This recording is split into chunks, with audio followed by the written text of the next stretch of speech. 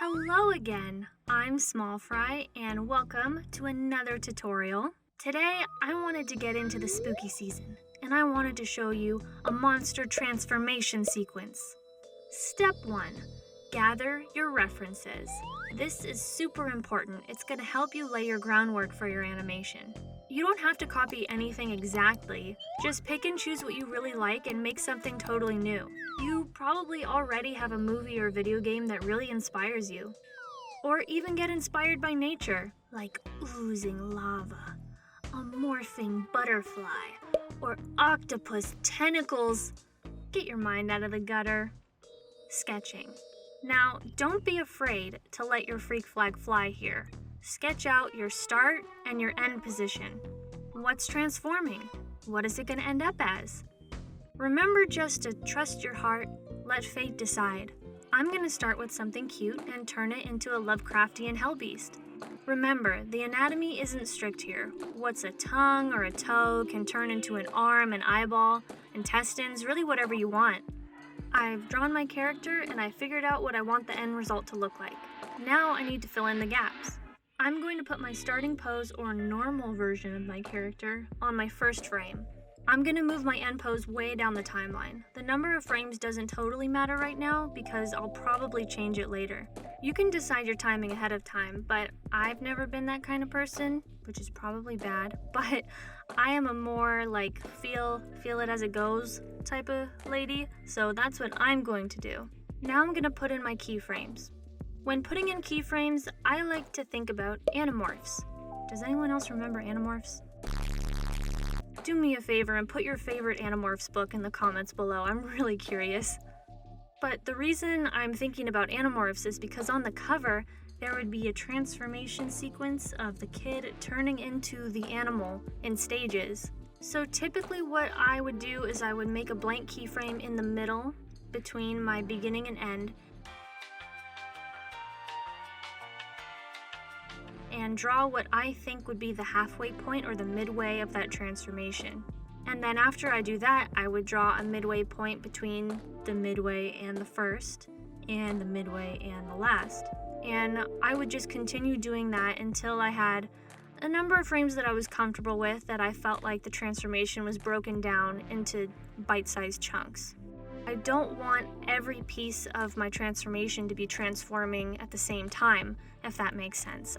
I would be thinking about, is the pressure from the skull transforming going to make this eyeball pop out sooner? Is this arm going to have a build-up and then shoot out and transform into something else? Doing this helps keep the animation look more alive and natural because I don't think everything would be moving at the same time. You've got bones, you've got eyeballed jelly, you've got intestines, you've got cartilage. It's not all going to move and break and transform at the same amount of time. It's going to move unevenly. So when doing these initial roughs, I'm going to keep everything the same color just to make things easy. And then I'm going to go back in once I'm finished with these roughs and color code the elements that I think are overlapping or different so they don't get lost. Don't forget to look back at your reference to kind of map out how things are going to move. Is it slimy? Is it bony? Is it going to pop and have liquid come out? Check back with your references and look back and forth between your animation and your references to make sure it all looks okay.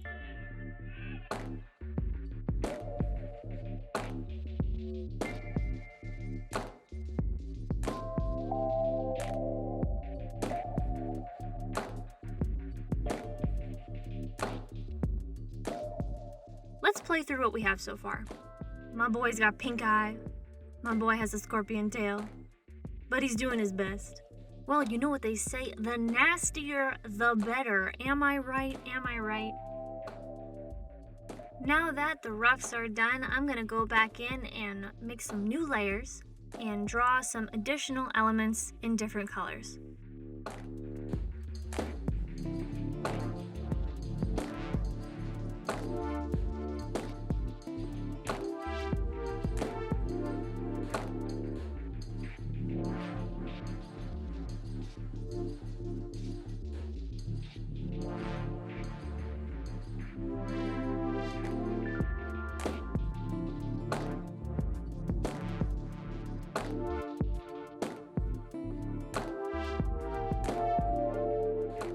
so I didn't want to bore you with the coloring process, but I colored him and he looks even better.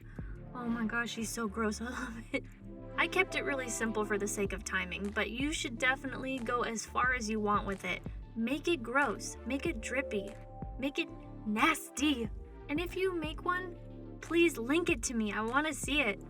Anywho, thank you so much for watching. I'm so excited that you're here. If you like this wholesome content, please give me a like and hit that subscribe button. And I will see you on the next video. Bye! I can hear everything you're saying. I hope you're enjoying. Listen to me record in my closet. Do do do do. I hope you can't hear me singing about you. I'm really sorry.